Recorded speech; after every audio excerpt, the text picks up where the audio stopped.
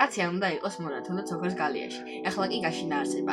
აკაკია გაცხადებს, რომ გარეგნული კეთილდღეობა, მაგალითად სიმდიდრე ან კომფორტი, რომელიც თავისუფლების ფასად მოდის, არაფერია. ოქროს გალიაც გალია.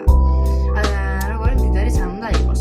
ადამიანი მაინც თუა, თუ მას თავისუფლება არ აქვს. თავისუფლება არ არის მარტო უფლება, თავისუფლება არის ვალდებულება. ეხლა კი გაშინა არსება. მხოლოდ უფლებების მოთხოვნა არ არის საკმარისი.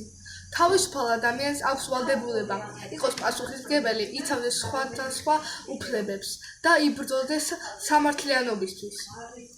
თავისუფლება გმირთოს აფლავზე ხარობს. ახლა კი გაშინა არსება. თავისუფლება მსხვერპლის გარეშე არ მოდის. ყველა დიდი თავისუფლება დაფუძნებულია იმ ადამიანების სისხლზე, ვინც მისთვის იბრძოდა. ამიტომ ის სიწმინდედ უნდა არასოდეს დაგავიწყდეს, რომ შენი ქვეყანა მხოლოდ მაშინ იქნება თავისუფალი, როცა შენ თვითონ იქნები თავისუფალი შიშისაგან. ეხლა კი გაშინა არსება. ქვეყნის თავისუფლება იწყება პიროვნებისაგან. თუ შენ შინაგანად ხარ შიშისგან გათავისუფლებული, არ გეშინია სიმართლის, პასუხისმგებლობისა და დამოუკიდებლობის, მაშინ შენ ქვეყანაშიც შეიტან თავისუფლებას. თავისუფლება სულიერი მდგომარეობაა. ის არ იყიდება და არ იძებნება იაფად. ახლა კი გაშინა არსება. თავისუფლება მხოლოდ ფიზიკური არაა. ის პირველ რიგში შიგნიდან მოდის. არ არის შინაგანი გამოუკიდებლობა, აზროვნების თავისუფლება. ასეთ თავისუფლებას კი ბევრი ფასი აქვს.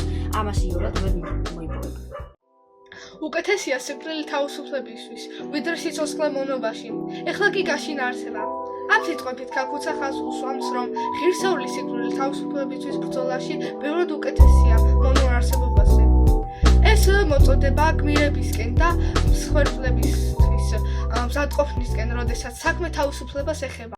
სჯობს იღალხდა წუთი სოფელში, ვიდრე მონობა საუკუნეში. ეხლა კი გაშინა არსება. უფრო ღირებულია მოკლე, მაგრამ თავისუფალი სიცოცხლე, ვიდრე ხანგრძლივი მონური არსებობა. ეს ხაზს უსმევს თავისუფლების აბსოლუტურ ღირსებულებებს, დროის საზღვრებს მოიღმაც.